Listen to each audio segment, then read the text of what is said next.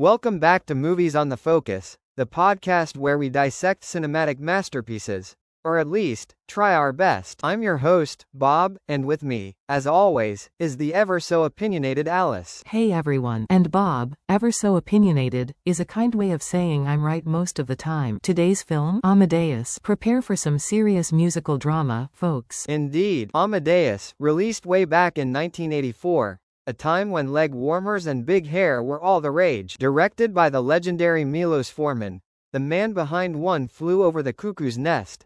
This movie is a real trip. Think Shakespearean intrigue, but with more harpsichords. Oh, it's so much more than that. It's about envy, jealousy, and the sheer brilliance, and questionable hygiene, of Mozart.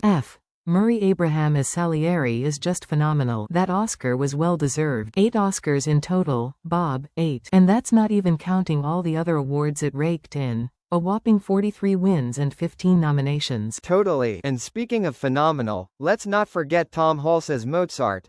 A performance that's both captivating and utterly chaotic. The man practically vibrated with energy. The movie has an 8.4 on IMDb, a 90% on Rotten Tomatoes, and a Metascore of 87, so pretty much everyone loved it, and for good reason. It's a masterpiece, plain and simple. I mean, the whole Dies Irae sequence chills every single time. And the way they portray Mozart's genius, his eccentricities, and his tragic early death, it's just heart-wrenching. What are some of your favorite moments, Bob, besides the obvious Dies Irae? Well, I always get a kick out of the scene where Mozart is composing, practically fueled by caffeine and pure chaotic energy, while Salieri is meticulously crafting his own, more restrained pieces. The contrast is brilliant, showcasing their different approaches to music and life. And let's not forget the sheer visual opulence of the movie, the costumes, the sets. It's a feast for the eyes. Absolutely. The visual storytelling is superb. It's almost like watching a lavish opera unfold before you. And don't even get me started on the soundtrack. Pure genius. I think the movie's 160-minute runtime is completely justified, honestly. You need that time to take it all in. Totally agree, Alice. Amadeus is a film that stays with you long after the credits roll. So, if you haven't seen it, drop everything and watch it. You won't regret it. That's all the time we have for today, folks. Join us next time for another cinematic adventure. Don't forget to rate and review Movies on the Focus. Bye everyone. And Bob, maybe next time we can discuss a movie with slightly less intense musical rivalry?